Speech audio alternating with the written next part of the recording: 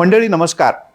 आज एकमेकांचे कट्टर शत्रू म्हणून जगाच्या समोर आलेले इस्रायल आणि इराण हे कोणे एकेकाळी एकमेकांचे अतिशय चांगले मित्र होते हे तुम्हाला माहिती आहे?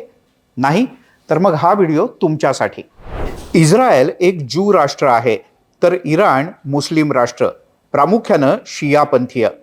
पण इस्रायलच्या स्थापनेनंतर त्याला मान्यता देणाऱ्या पहिल्या 3 देशांमध्ये तुर्कस्थानच्या पाठोपाठ दुसरा क्रमांक होता तो इराणचा। ही घटना आहे साधारण मार्च 1950च्या दरम्यानची। पुढे इस्रायल आणि इराण यांचे अतिशय चांगले व्यापारी संबंध निर्माण झाले। 1959 मध्ये तर या दोन्ही देशांमधला म्हणजेच इस्रायल आणि इराणमधला तेलाचा व्यापार हा 30,000 टन बॅरल इतका होता। पुढे या दोन्ही देशाच्या प्रमुखांमध्ये परस्पर सामंजस्य करार झाले। काही करार गुप्त होते तर काही जगजाहीर। पण हा व्यापार 1970च्या मध्यापर्यंत 55,000 बॅरल इथपर्यंत पोहोचला।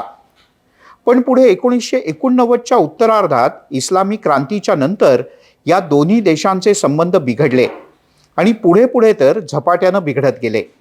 इराणमध्ये राजेशाही सत्तेला उलथवून टाकण्यात आलं। इराणमधली राजेशाही सत्ता उलथवून टाकण्याची क्रांती झाली होती ती सध्या काही दिवसांपूर्वीच इस्रायलच्या हल्ल्यात ठार झालेल्या अयातुल्लाह खामेनी यांच्या वडिलांच्या नेतृत्वाखाली। यानंतर मात्र इराण आणि इस्रायलचे संबंध बिघडले, कारण इस्रायलला इराणमधली ही हुकुमशाही अजिबात मान्य नव्हती। सध्या इराणच्या आजूबाजूला सगळे इस्लामी देश आहेत, प्रामुख्याने सुन्नी पंथीय, तर एकटं इराण हे शियापंथीय राष्ट्र आहे। या सगळ्या इस्लामी देशांमध्ये सुद्धा शियापंथीय मुस्लिम राहतात, पण इथे सुन्नीपंथीय मुस्लिम हे बहुमताने असल्यामुळे सुन्नीपंथीयांचीच इथे सत्ता आहे।